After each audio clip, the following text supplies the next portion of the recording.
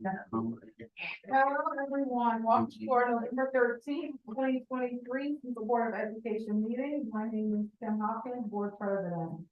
I am calling this meeting to order at 6:00 p.m. Next item on our agenda is approval of the agenda. Hopefully, fellow board members get an opportunity to review it. If there are no additions or changes, could I get a motion to approve? Yes, and I move to accept the agenda as presented. Second. I have a motion, I have a second. If there's no further discussion, all in favor say aye. Opposed? Any abstentions or refusal? And that motion carries. The next item on our agenda is the pledge of allegiance and we'll move on. I pledge allegiance To the flag of the United States of America and to the republic for which it stands, one nation, under God, indivisible, with liberty and justice for all. Please remain standing for a moment of silence.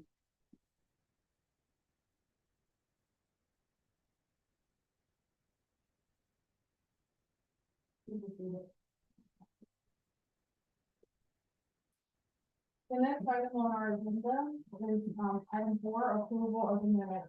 Our fellow board members, if there's no discussion on previous minutes, I need a motion to approve the minutes from October 16th, 2023. Marcus Schroeder, move to approve the minutes for the October 16th, 2023, Secret Board of Education meeting. That is my second. All right, we have a motion, we have a second. If there's no further discussion, all in favor say aye. Opposed? Any abstentions or refusal? And that motion carries. The next item on our agenda is public participation.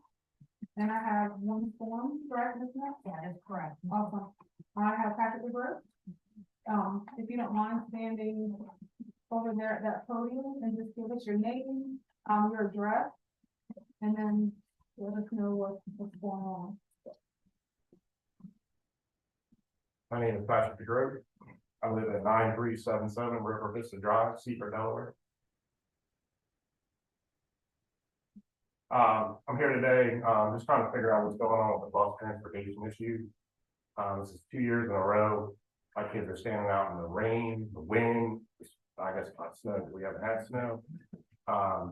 Left out to dry, not getting to school, or getting notices after they should have been picked up from the bus that the bus is not coming. I've carted multiple kids from our development school on multiple occasions over the last 2 years. With COVID being out and school being out, these kids need to be in school.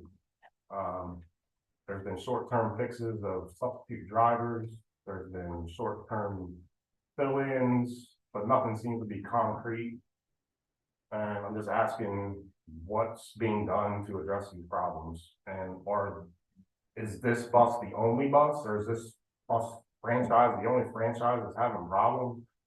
Is this just isolated to my area and my fellow citizens and taxpayers, or is it just us? I can't even tell you what the bus number is anymore, because I think it's changed like 5 different times over the last 2 years. I'm just trying to get some answers.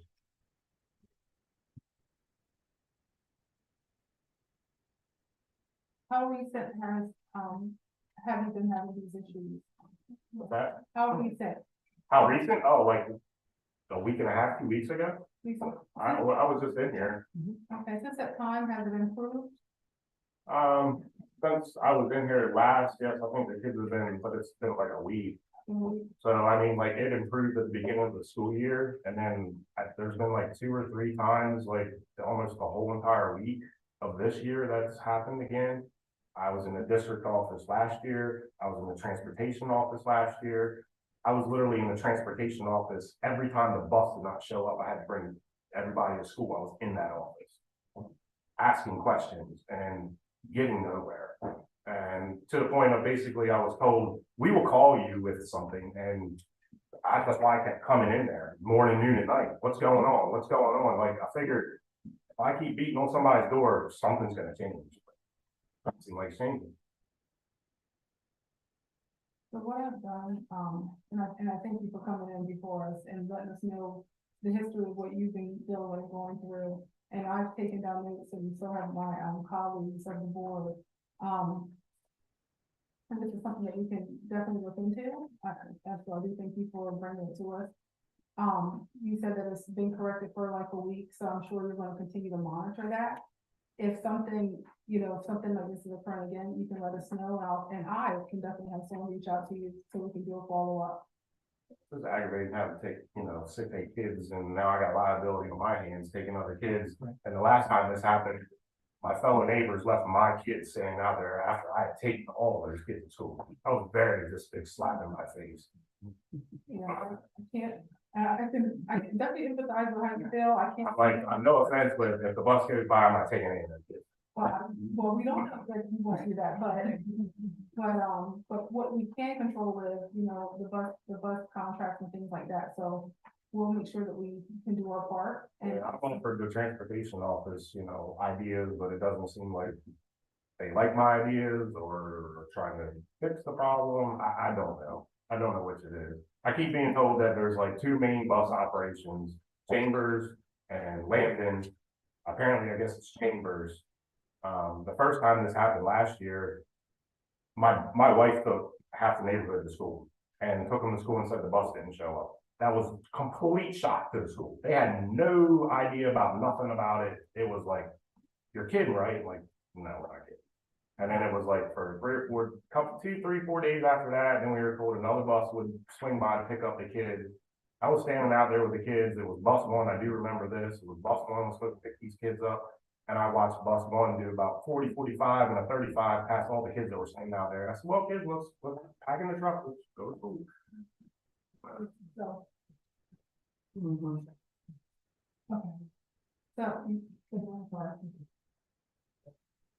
okay, all right, so I'm just talking to our superintendent, so we can reach out to them tomorrow, make sure it's been resolved.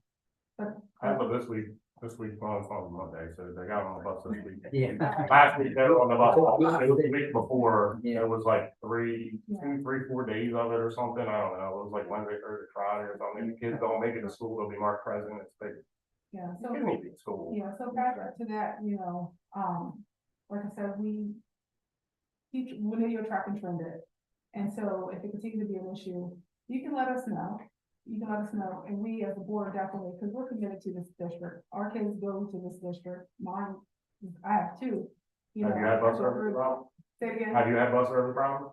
And like I have, and I would call and they would resolve it, because issues do I happen. get it, I know, I get it, but I mean, it's consistently the same Yeah. people, the same bus, the same everything, I mean. Yeah. I mean, it's to the point that I'm ready to sell my house, rent another house, and buy another house in another district. I mean, it's getting that bad. I don't know if you know that, Pat, but. I'm getting real close. I'm looking at 2 homes this week in Delmar District. It's getting bad. Got you. All right, so I do appreciate you for sharing, I knew you for a long time, and I'm happy that, that you followed the protocol and that you came here today to share all this with us. I've made note, and I have marked River Vista as like, the issue area. That and probably the Cook Circle. I don't know how that bus, I don't know what bus number it is. So.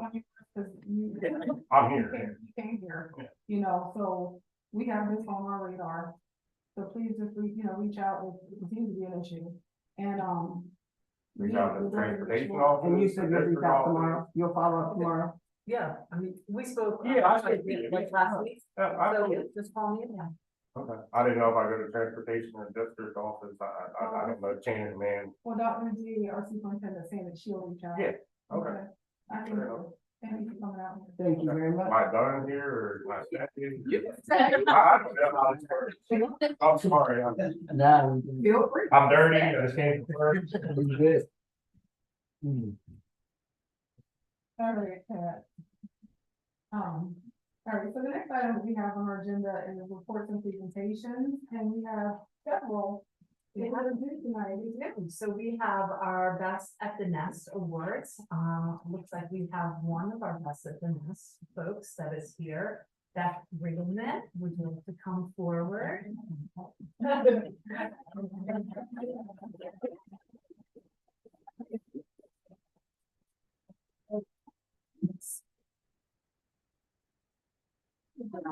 you for coming. Yeah, we're at the big one. Oh, she had the big. Me and- Remember, tan, we talked about it.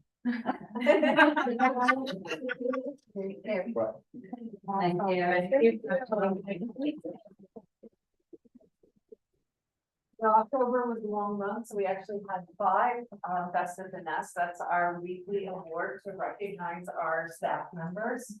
So thanks for coming tonight. Yeah, we do appreciate it, and you guys at the district, I know you've been putting a lot of great stuff out there on the website, and we all look at it and we share it and we appreciate it. And they actually put out these when they occur, so be on the lookout on Facebook. To show, to give some like, some love to all the people that work hard and that are getting recognized. Good stuff. We also have our Friend of Seaford Award this evening. This is awarded annually to 1 or 2 organizations that have made a significant contribution to the Seaford School District. And this year, we decided to give 2 of the awards, one for kind of a long-term partner, and then one for a partner that helped us out in a kind of critical time of need. So I would like to have Mr. Barry come forward first from Harbor Seafood. Yeah. No, he's Oh. from St. John's. St. John's.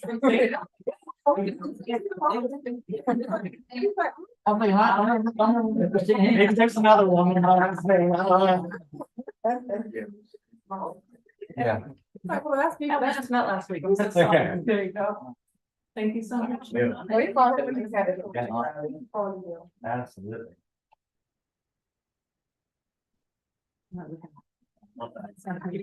I'm looking at you. Yeah. Yeah.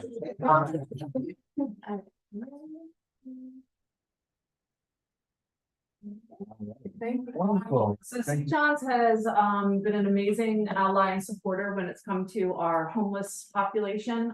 In Evento, Ms. Jean Briggs nominated you after probably 10 to 12 years of work and contributions to the district. And we really appreciate that. Absolutely. Blessed to be a partner, absolutely.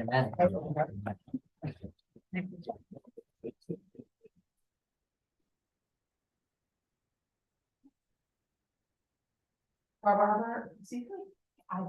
No. Okay. Well, we will reach out to the again. So Harbor Seafood, last summer, Mr. Henry, we had a freezer go down at West. And they contributed or donated a mobile freezer for us to use. And then when the work took a little bit longer than expected, loaned us another freezer then to have over at Fred. So that was kind of that moment of need, and they came through and helped us out there, and we really appreciated that too. So we will try again maybe next month to see if we can have representative come. So, but if you see them, say thank you for that. Yeah, don't get them short, race around.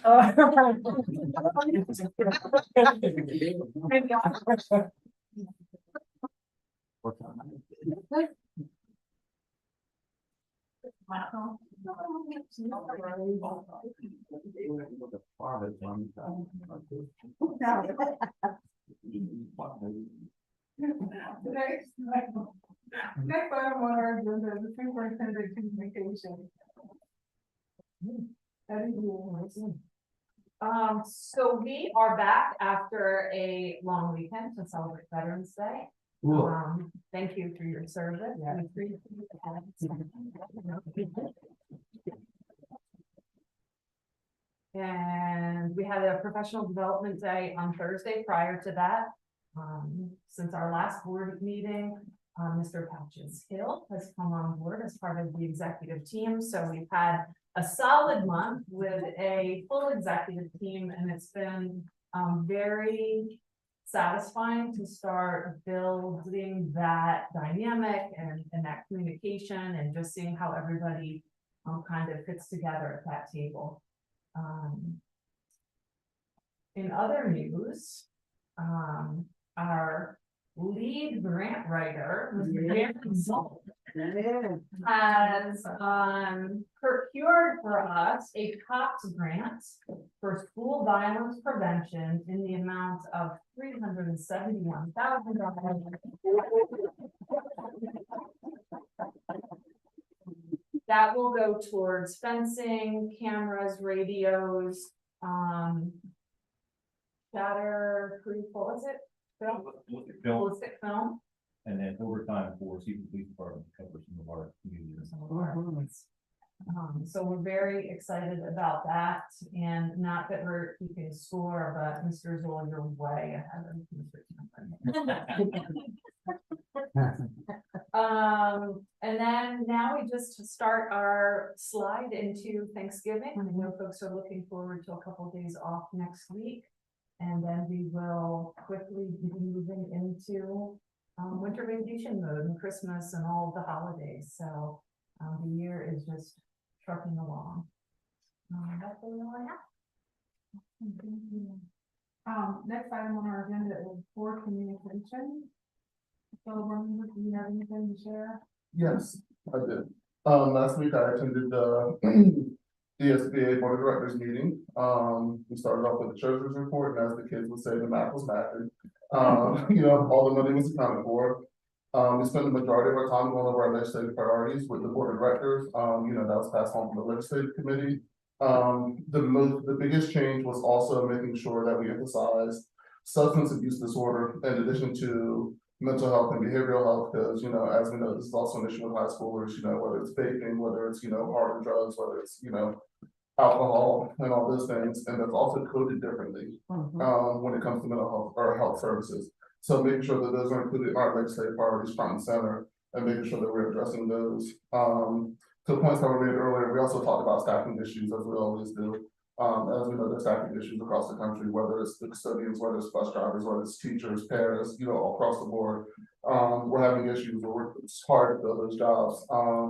And we're having discussions on how, how other districts are being innovative, and trying to fill those positions, and there aren't too many innovative ideas out there that are already going. So, so we are at the tip of the spear when it comes to like these things.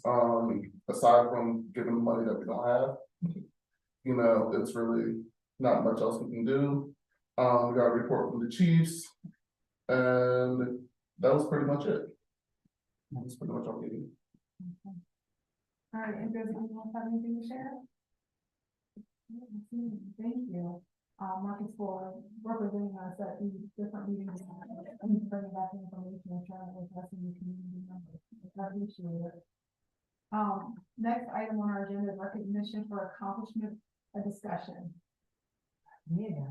So we've had some letters come through, emails to me regarding recognizing former athletes and staff members, coaches, and we're going to run out of locations within the school district to continue to look at recognizing folks with these naming conventions. So I would like to propose a committee to figure out how to recognize folks in a long-term plan that won't just be, okay, we don't have any more fields or buildings to name. So I was hoping that one of you would work with me to come up with that long-term plan. Takers? Yeah, I don't have any more. Yeah, I'm thinking the same thing. And I'll say Marcus has talked about this for a very long time. Okay. So I think he would be the perfect person to represent us in those communications. Just to make sure that happens. I know his wheels are already turning. He's got some idea about it. So how about we start with some initial conversations, and then we can kind of put it out. We'll work with Brent to get word out, to get some participation, and then make sure that it's really reflective of the community. Absolutely. Okay. And Dr. G, along those lines, like when we did the plaque at Central, as far as our regs and policy, are we going up? amend one that we have, or is a new one going to need to be created because this is a new thing? I think that it still falls under the policy that we wrote regarding recognition. Okay, perfect. I think, honestly, I think it's a brilliant idea, and I know, like, to Dara's point, that Marcus has been thinking about this for a while. And we do have so many great treasurers and athletes and, you know, and coaches and stuff. Secret has a lot of them, and we would love to, you know, be able to represent so many, but like, to your point, we don't have this so much space. We're gonna run out of room. And I do wanna say, not just athletes and coaches that are accomplishing things, we also have business owners, we have artists, we have other people that are doing things so well that are also deserving recognition, because it's important that all of our students feel reflected when they see these pictures, or however it's gonna be displayed, when they see, you know, these recognitions. So I think it's important not only to recognize our athletes, but our other accomplished alumni as well. Okay, great thing, y'all two can start the conversation, and then start building, I guess, your task force. And, if you need Jack to join. He nominates you. You can't have more than, you can't have three. You can't have three. Y'all can work together to figure out the details and then give us an update at a later board meeting. That's good. Absolutely. And that does not take a vote, so it's just done. Thank you. Nothing, yeah. Yeah. All right. The next item on our agenda is principal pipeline presentation, and that is Dr. David Sanford. Hello. Hi, how are you? Oh, yeah. We're glad to have Dr. Santor join here with us. He's been with us in some capacity, it feels, for a long time. He was with Dazzle University of Delaware for a while, and now has his own business education leadership services, which the department is contracting him through to continue to be our coach. That title, coach, through this process. And it's really neat that I get to do this, because 23 years ago or somewhere around there, he saw something in a young man with a little bit more hair. Both of us had more hair then, from the mountains of Western Pennsylvania, and brought me here. And so it's really neat that I get to continue to work with him and get to introduce him here this evening. So Dr. Santor, it's all yours. Thank you very much. I appreciate that. It's always a pleasure to be here. Thank you very much.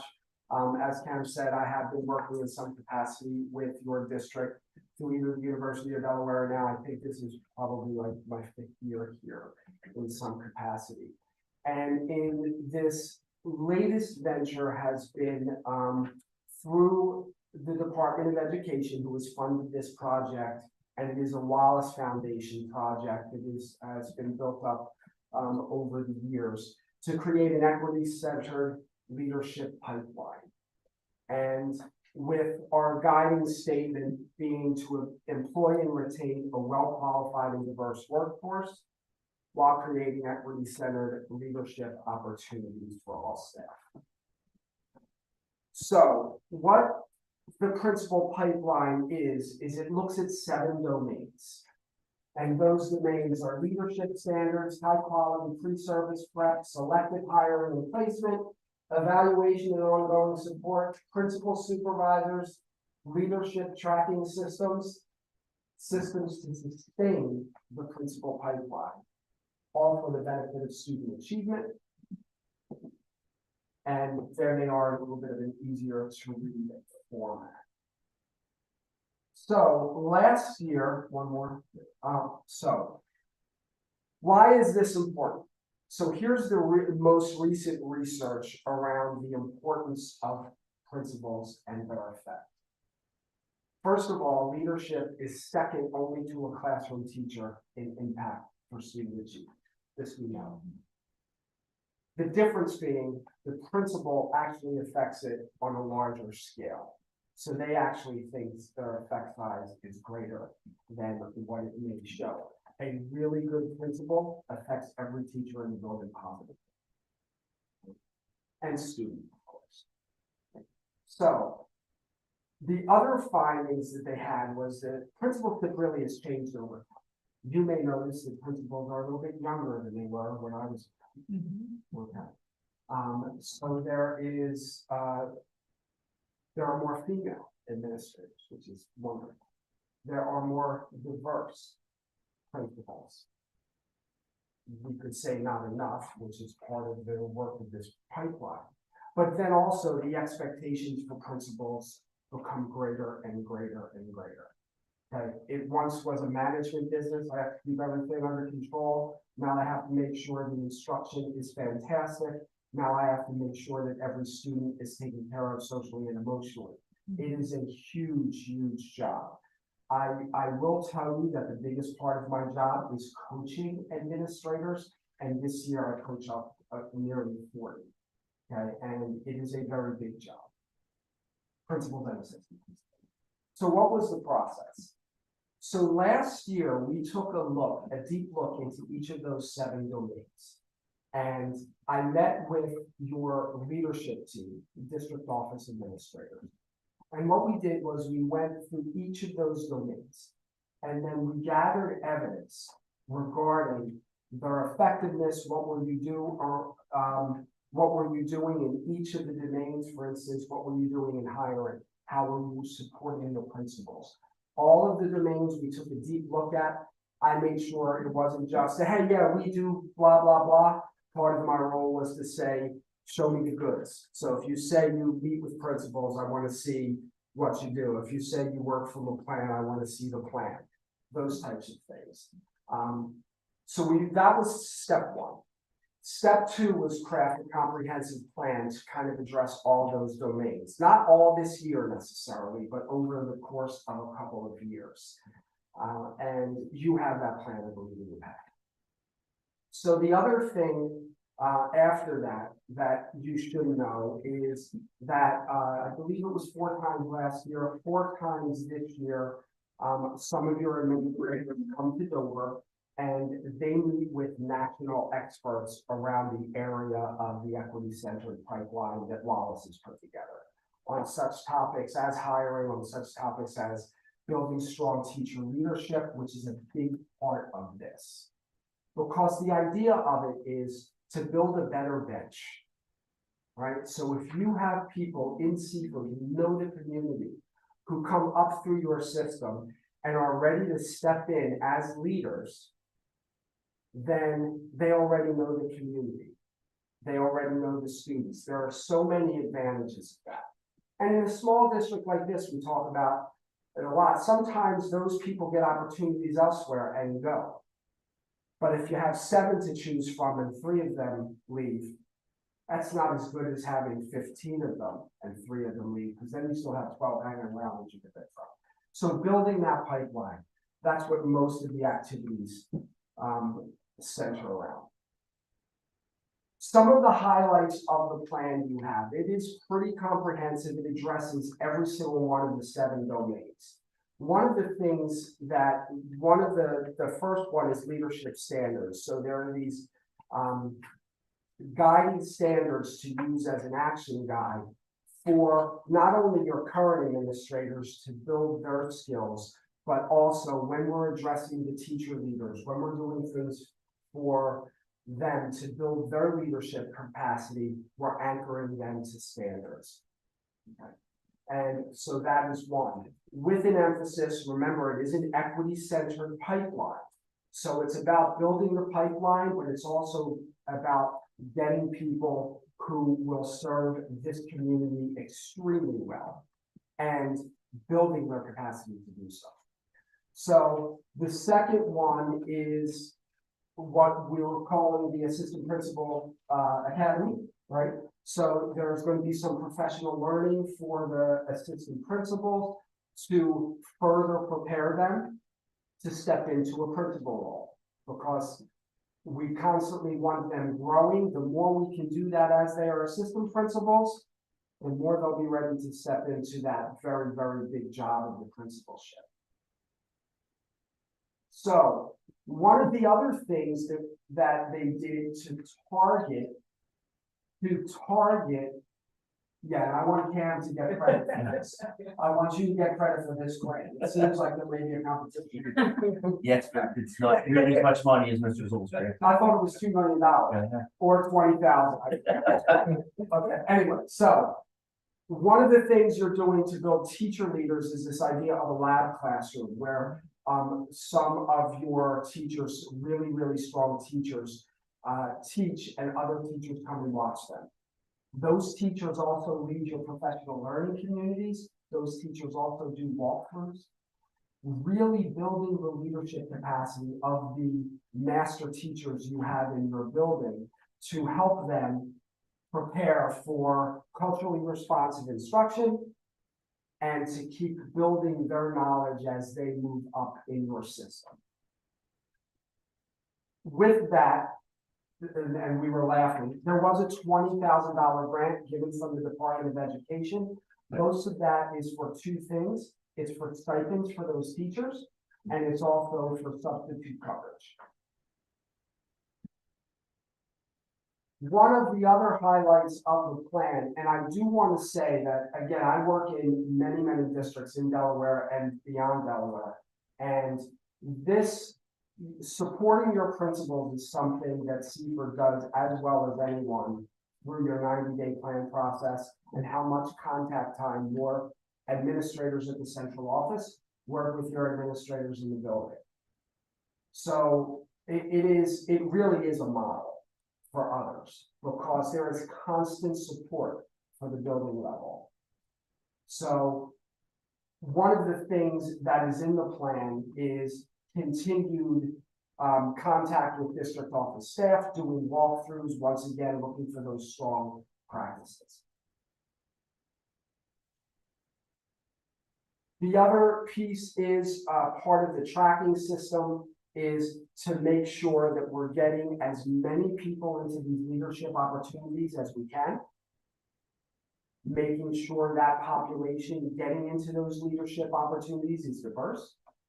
To again, try to just build the best pipeline that you could possibly build.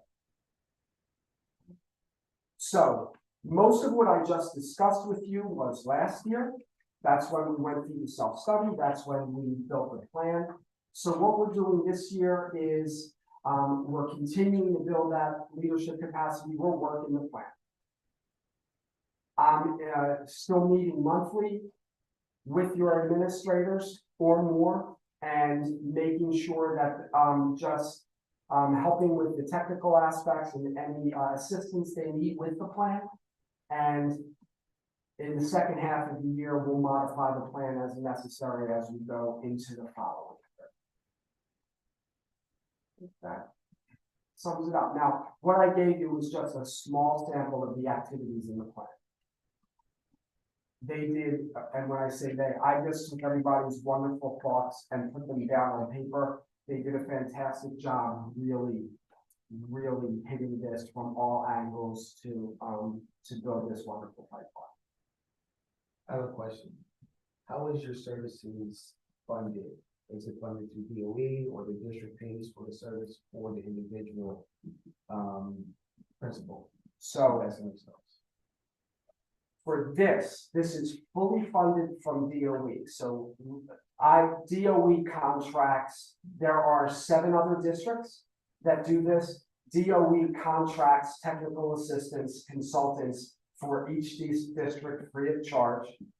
And the only parameters are that a small team of yours has to come to the PLCs and the monthly meetings. All free of charge to the district. And how long was the process when you said it's multiple years? How Well, do we have you? So right now, for just this year, because my contract's up at the end of this year, but I know they're planning on it next year. Okay. The plan, when I say it's multi-year, the plan is not it's very ambitious. So it's not something that can be just done in a year. So we want to make sure that people understand like everything on that plan isn't done by April. So at least through next year, I know they have plans through next year. 2024 school year. School year. School year. Okay. School year.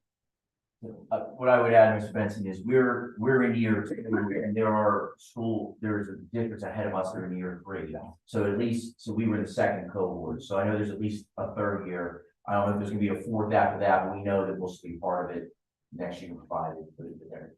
And every principal has been a part of it, or is it just? No, it has been, much more us here at the director level Okay. and working on it, and then we pushed some of those things out. Like last year, a couple of things we did, we launched a leadership survey for the entire district. And it wasn't just asking, hey, is anybody interested in being an admin? It was, school and climate, counseling, educational technology, and then we took that list and started building some different things from that. But part of the admin piece was building our own program with Wilmington University. So we have a Seaford cohort that is kind of being taught by Seaford folks, because Dr. Mikolas is teaching the class right now. But come January, I'm taking that cohort over, and so we have our own Seaford cohort focused on that, being taught by Seaford folks and doing Seaford problems of practice as we go. It's something that I think Colonial and Appointment we've both done upstate, and we brought it down here. So that kind of stemmed from this program, trying, and as Dr. Sanders said, building our bench and our capacity.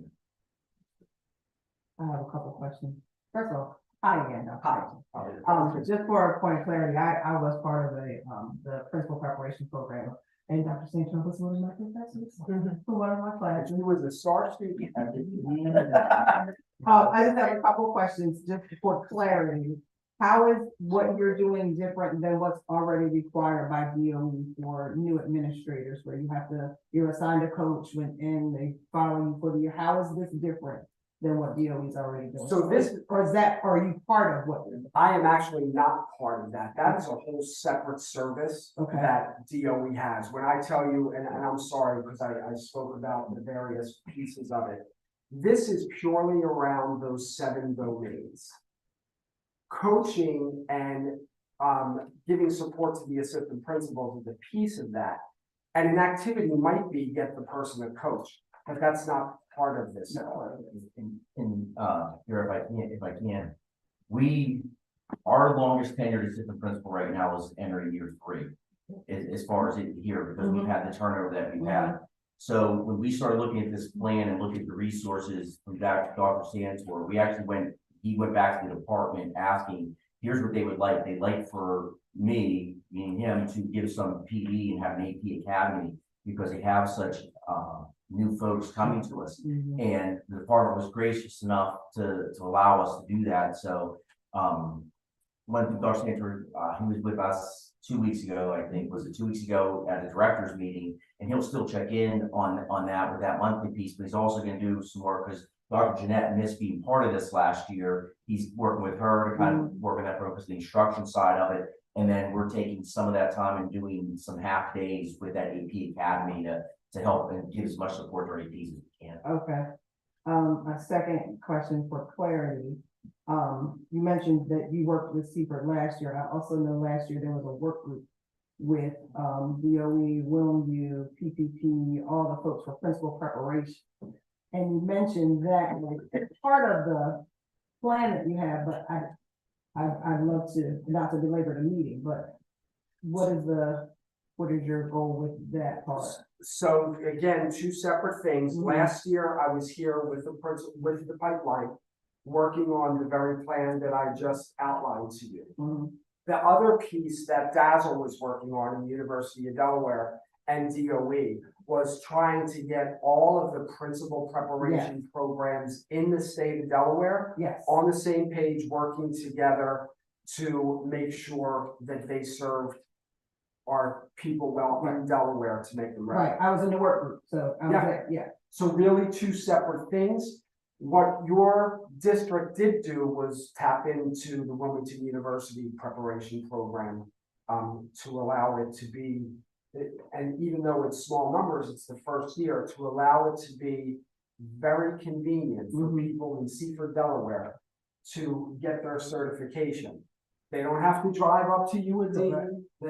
So again, it's a small start, but it's a good one, because working with those to make sure that the certifications are met. Okay, perfect, because that is a whole nother, and Jeff mentioned it about cost. You said right now there is no cost. But as we go to step 2, step 3, that is a big challenge for teachers who want to move into leadership. $1,500 class that can't be applied to a degree. So how are you addressing that? That is not addressing the plan. Okay. That Okay. is not addressing the plan. And you're using P-cell standards, not MEP standards? It's P-cell standards. Okay, thank you. Right. I just have one. No, It's all right. that is fine. No, No, so I just have a question. And you're absolutely right, you know, for us research and even observation that the schoolhouse deals with a lot more than just teaching you things, especially the psychosocial is a huge piece of the disparities that you see, socioeconomically and whatnot. And you had mentioned that Seaford is a part of this and 7 other districts that EOE is funding. How are these districts chosen? We volunteered last year. We, So here, not last year, but the year before, we sat down with Dazzle and the department. And they kind of basically gave us a sales pitch, hey, would you like to be part of this program? And told us what we would have to do as a part of it. And they said, and some money will come along with it. We were never told how much, but 20,000 was the number that we got. But it was one of the things we looked at was this.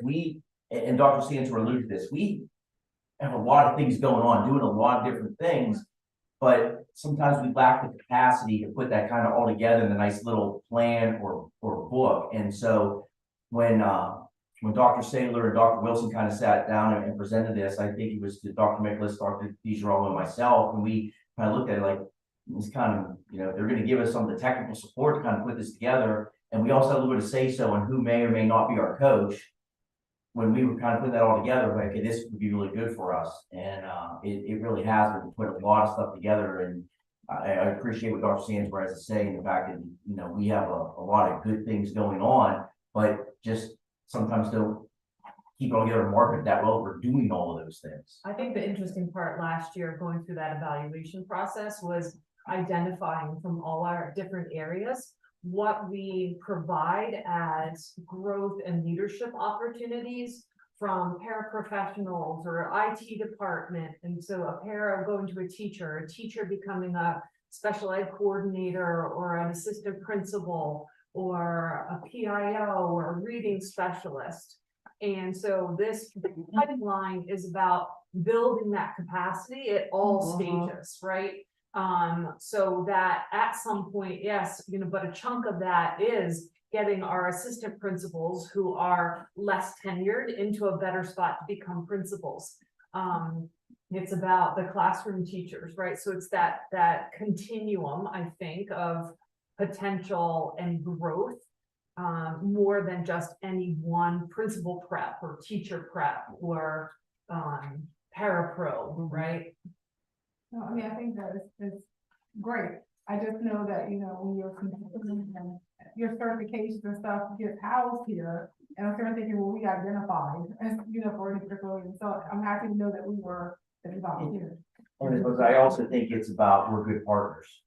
We are. Repeatedly with the department, and I think sometimes we get some opportunities because of that, because we're willing to partner.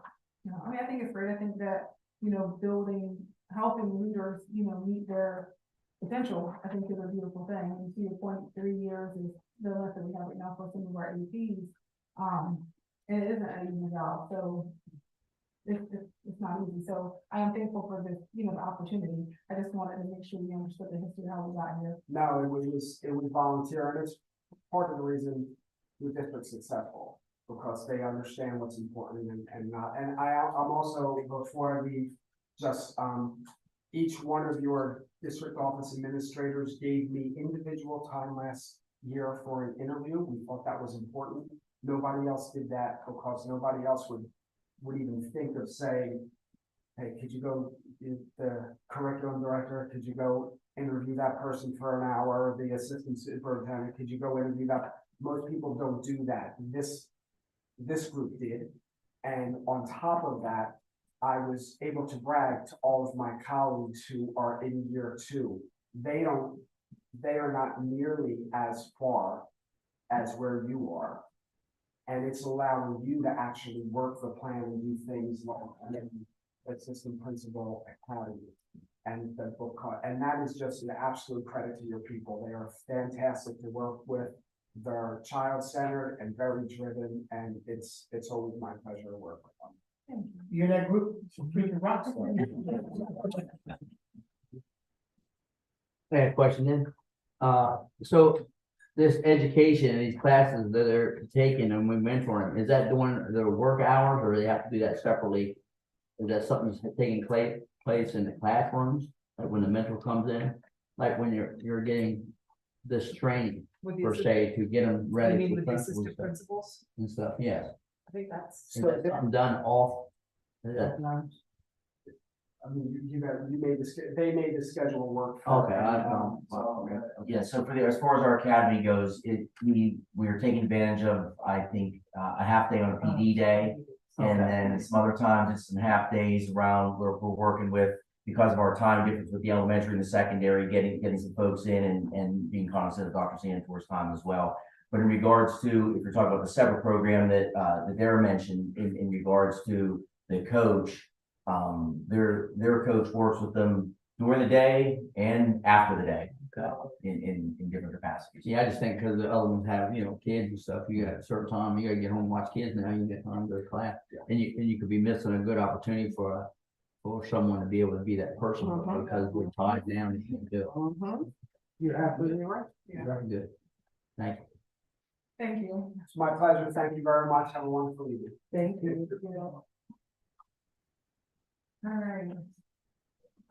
So our next item on our agenda is accountability, data overview presentation. Dr. Jeanette, that is you. So I'm gonna share a little bit with you about, the state model for, accountability and how our schools are measured. So the Delaware School Success Framework, DSSF, is a statewide system for measuring how our schools perform. All schools in Delaware, all public schools are measured this way, and it allows the state to get statewide data as well as school level data. So there's 4 categories. They are slightly different for elementary and middle school than for high school. So you can see at the top, it's the elementary and middle school. They are academic achievement, school quality, and student success, which at the elementary level is on-track attendance. Academic progress, so growth that students make over time, and then English language proficiency. For high school, it's academic achievement, the graduation rate, school quality and student success, which includes on-track attendance, proficiency in science and social studies, college and career preparedness, and on-track in 9th grade. These are kind of the overview of which grades are tested and measured in which ways. So you can see that goes kind of K through 12 as the testing model for the state. So where were we? Most important questions. So the yellow bar is Seaford and the blue bar is the state. So you can see we were above the state average in 3rd, 4th, and 5th grade. This is on English language arts. We were first in the state in 4th grade in that category. Yay! And I will tell you that at the elementary level, we were in the top 5 in every category except for 3rd grade math, and we were 7 there. So we were in the top 10 in the state in every single elementary category. Yeah. And then next is our mathematics proficiency. So again, you can see where we were in relation to the state. So this is SAT. We do have a little bit of work to do here. We are aware of that, and I'm working closely with Dr. Harrison over at the high school, in this area. So what is on-track attendance? On-track attendance is less than 10% of the years, of the days missed to full day, excused, unexcused, and out of school suspensions. So if a student's out because they have a doctor's appointment, that counts as a day. So we have to track how many days a student has over the course of the year. So our goal, you'll see lots of postings on social media about how important attendance is. And that's why we really want our kiddos in and our students in the buildings. That percentage there is our overall district attendance for that. College and career readiness, that is for preparing students beyond, with success beyond high school. So it includes earning college credit, and it also includes meaningful work-based learning experiences. And that students who demonstrate success in these areas have an increased likelihood of going to college or having a career after high school. And this is something, again, Dr. Harrison and I are working. We have a career fair happening in the spring. We've met with work-based learning partnerships. As a matter of fact, we have another meeting on that tomorrow. We're increasing the dual enrollment offerings through our Deltec. So those are all things that we're working on. And so you can see the bars, the yellow bar is this past year. So you can see we are making growth in those areas from the previous years. On track in ninth grade is measured by the percentage of first-time ninth graders who earn 4 or more credits in core content areas. So showing that they're on track to graduate. And so that is our data there. Progress toward English language proficiency is measured through the WIDA access test. That test has 4 parts: speaking, listening, reading, and writing. It is all of our students who are multilingual learners take these assessments, and they receive growth targets. So students get points for making their growth target or exceeding their growth target. So because of those scores there, we have several schools who were recognition schools. West Seaford Elementary was named the 2023 National ESEA Distinguished School. Central Elementary was named a recognition school, and Blades Elementary was named a school of continued excellence.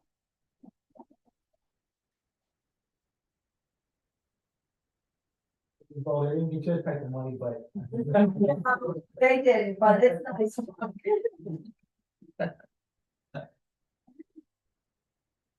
And then I also included, I believe in your packet, just, yep, this is just a comparison of our scores to other local schools in our area that I just thought was interesting. Any questions? So besides the social media posts, what is the plan of action for attendance? So each of the schools has that component in their 90-day plan. So they all have their own individual plans. It does involve committee meetings, working with Mr. Zoll and his team closely, regularly, to get students into school and to also learn why students aren't coming to school and to work with the families to support them on that. Perfect, thank you. I'm just curious, is there any way we can look at, so as we know, once you get to middle school, parents have more options. Is there any way that we can get numbers that show the kids that remained and what they were looking like in elementary school, like to see if it's a more accurate, I don't know, is that even possible? I don't know that it is on that assessment. Let me dig into the data files that I have. I don't know that we can do that, but I will certainly try and do it, okay? And I'm also liking this stuff, 80% college and career readiness, because as we know, the SAT is just not an accurate measure. No. At all, and, well, for one, not everybody's going to college, but I'm also curious to know how that ranks against, just how would it go across the state with that college and career readiness number, because, as a state, we're 47, because we use the SAT as a measure.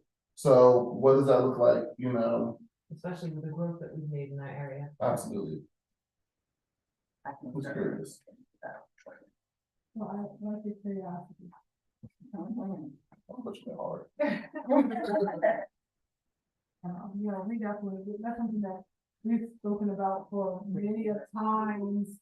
And, trying to figure out when you actually, take the data and see who left. Apples to apples. Yeah, Right. exactly, to see where that gap is. Right. And I think that we're pretty sure, I think it's because you don't have the same group. Right. So we just need to have the proof to show that. Thank you. Thank you. Thank you, Dr. Drew. All right, so the next item that we have on our agenda is, going to be you, Mr. Henry. And it's going to be the GBJ record policy for discussion. So this is a new policy. We just recently went through a audit through, CGIS SBI. And it's unique in how they do this because they contract with somebody to audit you to get prepared for if the FBI shows up at their place and says, hey, we're going to secret. And that's how basically it's explained to me. So we went through this. One of the things that we were lacking was an actual policy. Even though we have a criminal background check policy, they need to be a little bit more around what we do with the information and it's how it's stored in house. So this is the first reading of this policy. Provided that you approve here this evening of this policy, when we have a second reading in December's, I will also be bringing a number of regulations, which will be GBJA-R, to they go in line with some other things from the audit to get us in compliance. So in the next 3-year cycle, if something would come up, that we would be compliant. And it's just some very small things. In actuality, most of the stuff we were doing, we just didn't have a written process. Like we store CBCs in a fireproof cabinet separate from our personnel files we're supposed to. We just don't have it written anywhere that we do it. We will after December's board meeting with the regulations. And this was something when we met with our policy team with Dr. Savage and Mr. Wright, that we said, this is the first part of this because of the audit, and then we'll bring the regs in December. Thank you. All right, so don't say no. Next item is our media center material selection regulation discussion. Okay, so this is a regulation that we already have in place, and what came to be was we were actually received a FOIA, a Freedom of Information Act request about media selection. I believe pretty much everybody in every district in the state received the request. Somebody is, and I believe what they're doing is they're writing a book in regards to some different things, because the person's already written a book about public information and different things. That's what I gather from it. So what we're looking to change in here, and you saw this probably in the markup one, is we're in the second line, it says principals incorporating the school library bill of rights, and it says it's IIAC-E-1. It's actually IJL-E-1. And I think what happens is, sometimes we eliminate exhibits and different things and stuff just kind of gets bumped up. Well, it got bumped up or got changed, but never got changed in the actual reg. So you start sorting through that. So that also happened in number 3, where it becomes IIAC-E-2 is IJL-E-2. And then number 7, did a little cleanup. We no longer have a director of elementary education, director of secondary education. It's a director of instruction. And then the parent complaints, KLE-R is actually KEAA-R. So remember, this is a regulation. This is just, we're bringing information to you that we are looking to change. That's not a reading or anything, but this is something that needed to get adjusted sooner than later. I explained this actually in the FOIA, that I'm sending you this, but here's something that's going to change. I said, and I will bring it to a future board meeting, and that's what we're doing. I think the lesson for us as a district too is as we are eliminating, creating, revising policy, we're trying to look back in other policies and regs to see if they're referenced anyplace else, because it's not necessarily Right. even documented, right, that in this policy referenced in IJL-R. Right. So sometimes it's a surprise, you're looking for something else and you go into a regular policy and you see that it references a policy that you just changed, so it's a little bit Or of there's a. two policies, the same thing. Right. And So it's been quite the process. I can imagine, but y'all guys have been doing a great job over the past, what, 3 years? the new process of us sitting down that first Wednesday of the month and getting some stuff out and going back is great, and I think we talked about if it's a half hour that 4 or 5 of us have to give to get some of this stuff straight, it's actually saving us Yeah, so much time down the road. It's just Yeah. been very beneficial to work through this, how we're doing it. yeah. So next person up is Mr. Zoll, and he's gonna go over GB-R, staff conduct with student regulations for discussion. Yeah, so this is another statewide policy they kind of pushed out to us. So last month, I brought the first reading of GBEBB. And today I bring the regulation with it, that goes with it, which is the regulation, which kind of just tells us exactly what to do in case there is misconduct with students. It lays out the teacher, what they need to do, step-by-step process, and then to the district office and administrator, what they need to do as well. It just lays it out very clear as to what has to happen if there is an allegation of misconduct against a student. Yes, we love it, that's so big. Alright, and the next one is student travel field trip regulation for discussion, JJHR-R. So second reading of the policy, which again would give our schools, without board approval, the right to kind of travel on Eastern Shore within 100 miles. And then the regulation that goes with it, which kind of lays out to schools just what needs to happen, when they take a trip. So how the chaperones have to be, what chaperones should and shouldn't do, what you should use for transportation. Talks about how the school is not going to sponsor, out of country field trips or travel, and that language came right from our council. Talks about CPSO travel to state events, and just lays out the specifics on what should happen on. Thank you. Anything, any questions? And then just a reminder that if this gets updated and approved, in the next part of the meeting, it would delete the second field trip, IJOA, and then all the business stuff that they do that. And you just have it in one spot. One student travel field trip policy. Yeah. I like that.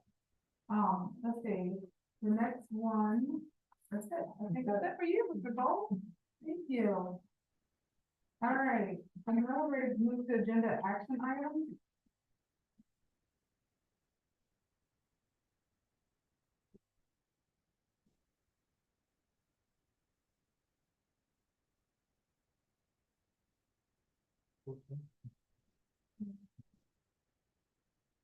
Wrong bag. Knows where to look. All right, so the next. I appreciate this vote. All right, so the next item on our agenda is school choice applications, and this is an action item. So we need a motion to approve.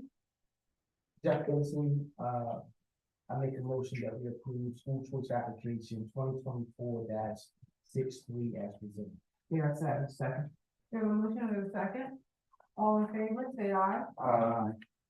Opposed? Any abstentions or refusal? And that motion carries. The next item on our agenda is, field trips.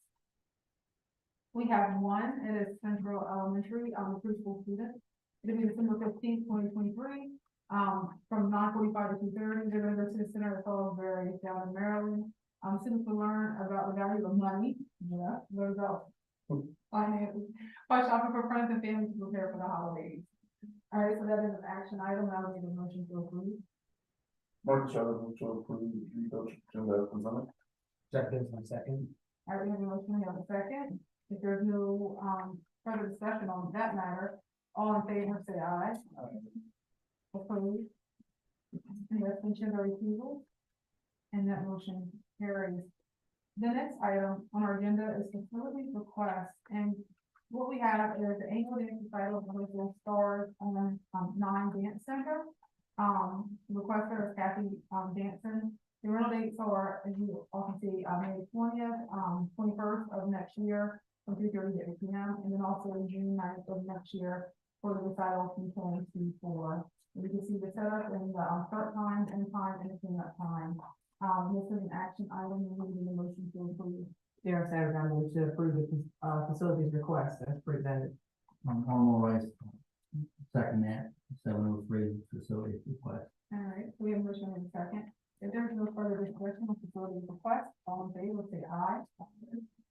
Opposed? Any abstentions or refusals? And that motion carries. Mr. Henry, we have you for one request, and you are limited to one. That's all I have.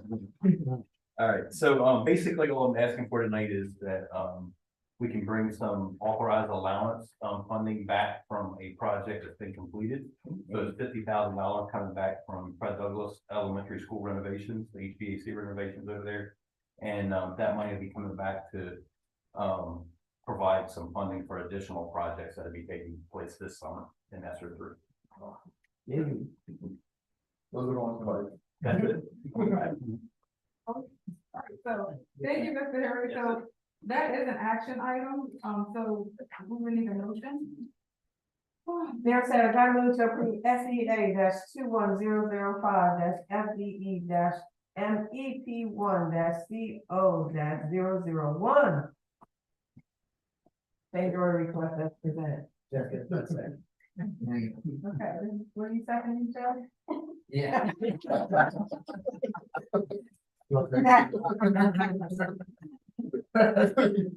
The recommended action. Alright, and this is why you limited to one. Alright, so we have a motion in a second. If there's no further discussion, all in favor, say aye. Aye. Opposed? Any abstention or refusal? And that motion carries. The next item on our agenda is GBJA preliminary record information policy. And this is an action item, and I will need a motion. Jeff Dixon, I make a motion to approve the first reading of GBJA criminal history record information policy as presented. Marcus Charlotte, second. All right, we have a motion, we have a second. If there's no further discussion, all in favor, say aye. Aye. Opposed? Any abstention or refusal? And that motion carries. Next item, GDEBB, staff conduct with student policy. This too is an action item, and I need a motion. I make a motion that we accept 7.06 GDEBB staff conduct with student policy. Chair Sanders, second. I have a motion in a second. If there's no further discussion, all in favor, say aye. Aye. Opposed? Any abstentions or refusal? And that motion carries.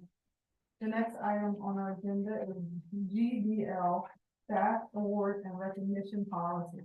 And this is the action item, we need to do the motion. Marcus Charlotte, move to approve the second reading of GBL staff award and recognition policy. Jeff Dixon, second. We have a motion, and we have a second. If there is no further discussion on that, all in favor, say aye. Opposed? Any abstentions or refusals? And that motion carries. The next item is the student travel policy, JJH, and that is an action item, and I will need a motion. Jeff Dixon, I make a motion to approve the second reading of JJH student travel policy as presented. Marcus Charlotte, second. We have a motion, and a second. If there's no further discussion, all in favor, say aye. Aye. Opposed? Any abstentions or refusals? And that motion carries. The next item on our agenda is waiver pursuant to 1704. And that would be, is that you, Cam? Okay. So each year we pretty much come to you in November and ask for two waivers to be completed. The first one is the class size. So per regulation, the class size is the 1:23 ratio that has to be met in K-3. And we don't always meet that And so we have to ask for the waiver. Where we run into problems once in a while is in our immersion, because we try to really load those immersions, up a little bit more at the levels, because you do have some loss of attrition through that program.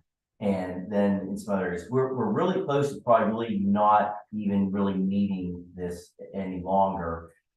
Due to a couple areas that we do, and it kind of covers, because what we can do is we can count in the pair support that we give into those classrooms, can count towards time in that ratio. But we've just found that because where we are, especially on some of those sides, it's just easier to ask for waivers, so we make sure we are in compliance and don't get hit down the road with like some math on something on pairs. This, we're coming to you asking for this waiver on that ratio.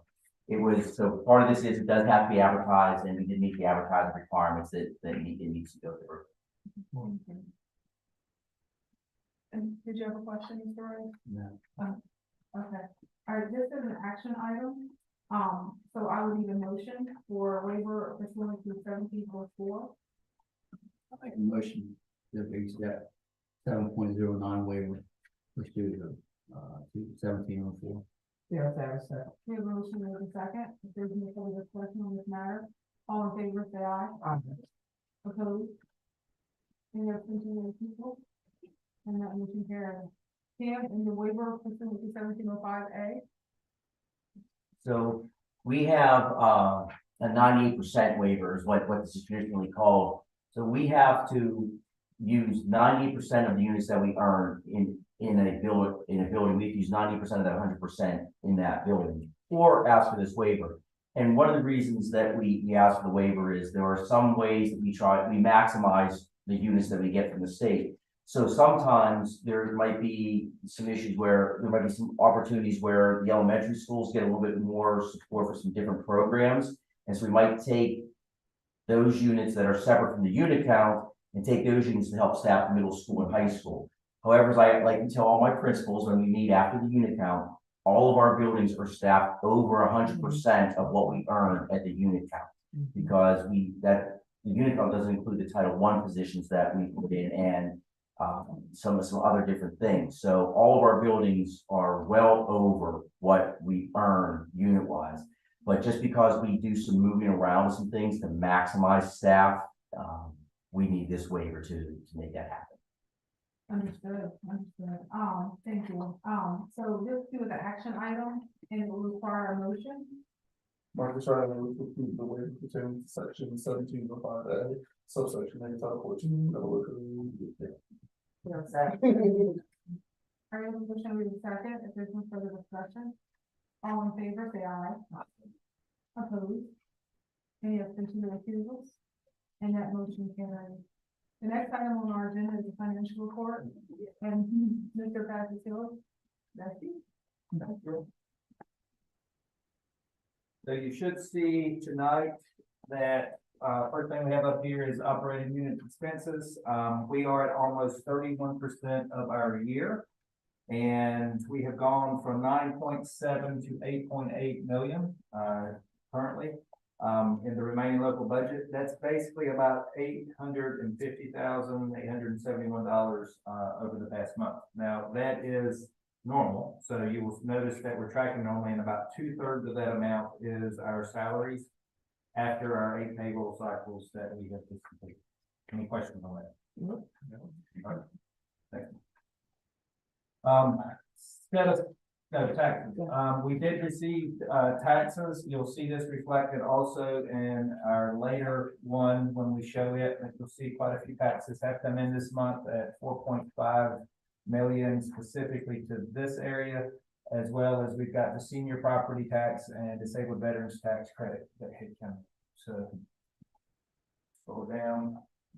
Set asides currently are the same as were reported last month, no additional increases there. And then if we go down one more, you'll see that our revenue report reflects what I had said in regards to the additional. So basically revenue has increased to almost 51 million this month, which is inclusive of the 461K in senior property tax and 7,800, an additional 7,800 from the disabled veterans piece. 6.2 million came in taxes overall from September, and we have another 2 million in federal funds. basically revenue is up from last month, $9.2 million. So, in the next 1 to 2 months, you'll also be presented with a final budget because we're remembering that this is still preliminary until we get, which is normal. So probably in December, we'll be presenting the final budget. So, any questions? All right. First one. All right, thank you. All right,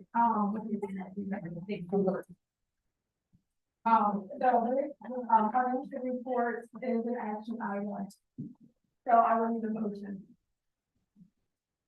Jeff, going to make a motion to approve the financial reports as presented. Martin Charles, second. We have a motion, we have a second. There's no further discussion on this matter. All in favor, say aye. Opposed? Any abstentions or recusals? And that motion carries.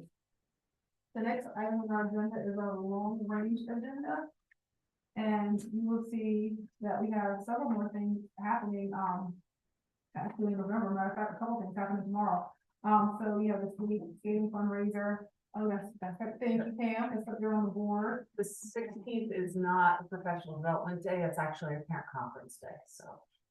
Oh, But gotcha. there is no school that day for students, but it's not professional development, it's parent Parent conference. conference, and again, this year, like, can they do like telephone conference calls? Oh, absolutely, always, but it's 11 to 7, so we moved the day a little bit later to accommodate parents to be able to come Oh, out. sure, so, you know, so definitely parents, if you're listening to us, it's gonna be from 11 a.m. to 7 p.m., which covers, you know, the daytime and also the evening time to give opportunity. If you can't come in person, of course, you can do a telephone conference. I know that the teachers are very flexible that way. So we'll make mention to correct that, throughout the day. And then looking at some of the winter concerts and art shows that you're gonna see at the high school and checking those out December 6th. And then parent paint night at the middle school on the 7th. And then cookies with Santa at the high school. And of course, all the band concerts and all the, winter concerts that you'll see in middle school. And even the, little kiddos in elementary, so make time to come out and see some of them, that's the activities. See me as Santa. You know, I'm Secret Santa this year. Are you really? Oh, yeah.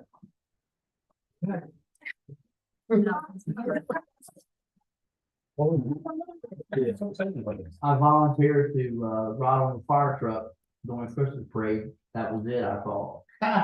40 years in the military, I should have learned not to volunteer enough. Now it's in the paper and I'm Santa Claus for the city of City.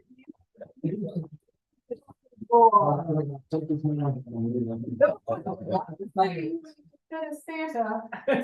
Because I wanted to do push-ups for report.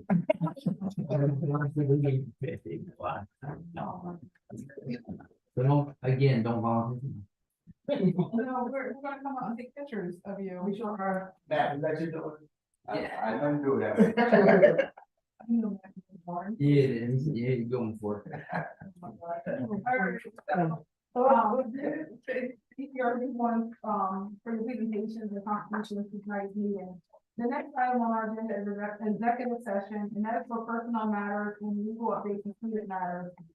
Though our meetings are in public, this part of our meeting is in private. And when we come out of, executive session, we will come back into public session to vote on things that need to be voted on. And it is 7:18, Secretary. It is 7:18. All right, thank you. You gotta vote on the executive session. You did a motion. I'm ready to go. All right, Martin Charles, second. I have a motion second. All in favor, say aye. Aye. Opposed? All right,